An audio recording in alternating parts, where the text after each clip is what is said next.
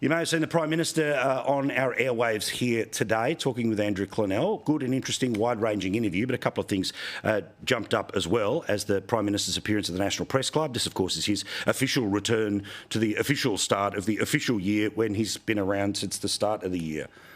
Over and over and over again. Look, the election has been running since last year. Now it's officially, unofficially, unofficially, beginning when people get back to work, presumably either starting tomorrow because you won't have that public holiday because it's racist, or Tuesday because you do. Now, the Prime Minister said in this speech and in the interview that he believes that the country's headed in the right direction, the exact opposite, by the way, of what more than 50% of the people who do the opinion poll in The Guardian think about the direction of the country. But here is the Prime Minister saying everything is fine, nothing to see here. What I'm confident of is that I lead a government that's focused, that's orderly, that has seen Australia through some very difficult economic times, that we are heading in the right direction, and that we have an agenda to build on that in our second term. Am I the only one who sort of tunes out about 3 words in because you can tell, oh, OK, so they've worked something out to say, as opposed to it's going to be something, dare I say, Trumpian, that's a little off the cuff and a little surprising to us?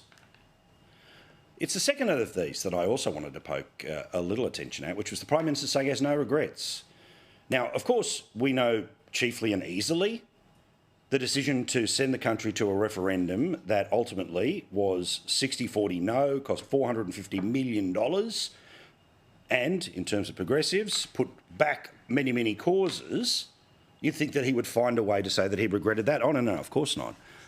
Everything is awesome and only Peter Dutton's the problem, right? What's your biggest regret?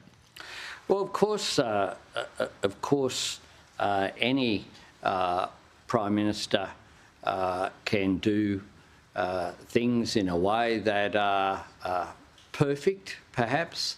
And, you know, I have a view that if you look at the media every morning, I don't feel the need to give myself a character assessment. He, of course, is talking at an event where the media, now admittedly it's the Canberra Press Gallery, so this is the media that doesn't like all that awful stuff that appears in the media they don't control.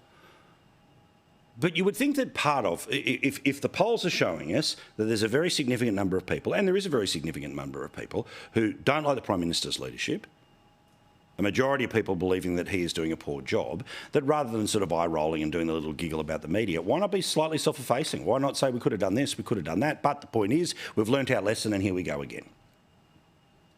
Instead, he thinks that basically he will be protected by the people in that room, and for, of course, Labor politicians, it ends up being, frankly, a home game. But something I also wanted to point out about the opinion polls at the moment, which is that as stern as some of us may be in our views, there's a significant number of people who aren't. But there's a couple of things about the polls I wanted to show you, which is 66% of people, they are committed to their vote. So 34% is sort of still up for grabs, but basically 2/3 of the game has already decided. Now that's deciding whether they're going to go blue, red, yellow, independent, something else. 34% sliding around. But that tightens right up when we get to the question in, again, the Turnbull Times poll, the Essential poll. What percentage of people are undecided about which way their vote's going to go? Just 5% of people in that particular poll. So anywhere between 5 and 34% of people apparently potentially up for grabs. So let's talk about that in our Sunday night segment, which begins right now, which is state of the race. Now, obviously, we get closer, we get more polling, we'll start to work out who's up, who's down, all the rest of it.